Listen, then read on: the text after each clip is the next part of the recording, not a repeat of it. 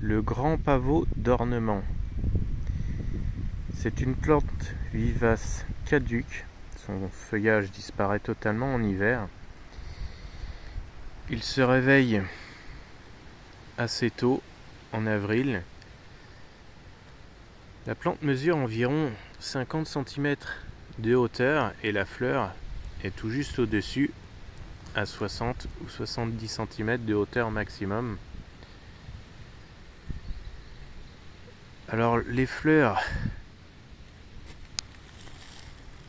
sortent de très gros boutons renflés qui sont assez originaux.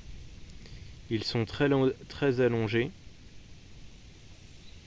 Ensuite, une fois que la fleur est fanée, on observe une capsule de graines assez facilement reconnaissable. Alors ce sont des plantes qui ressemblent beaucoup au coquelicot, surtout celui-ci, puisque la fleur est vraiment identique au coquelicot, mais un peu plus grosse, un peu plus impressionnante. Alors on trouve plusieurs couleurs. Ce coloris par exemple est un petit peu plus intéressant et un peu plus original.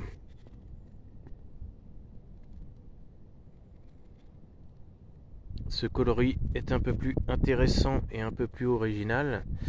Avec les pluies, il est possible que les plantes s'écroulent un peu avec le poids de l'eau à l'intérieur des fleurs.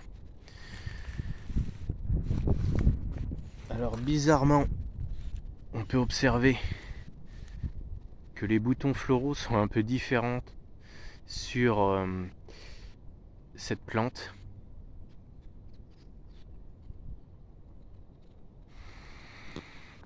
Alors c'est une plante un peu délicate à utiliser. On peut dire que c'est une plante qui ne souffre pas trop de la sécheresse car elle a tendance à s'estomper un petit peu dans le courant de l'été. Elle a tendance à se mettre au repos. C'est une plante qui n'est pas envahissante, loin de là, puisque les semis sont relativement rares, voire c'est presque un miracle quand on a une plante qui se sème. Par contre, on peut les perdre assez facilement.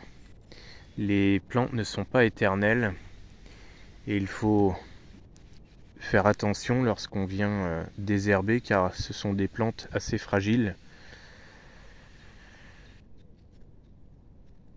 En général, on les utilise en bordure de massif, pas trop loin, car ce sont des plantes qui fleurissent assez tôt, à partir de début mai jusqu'à fin juin.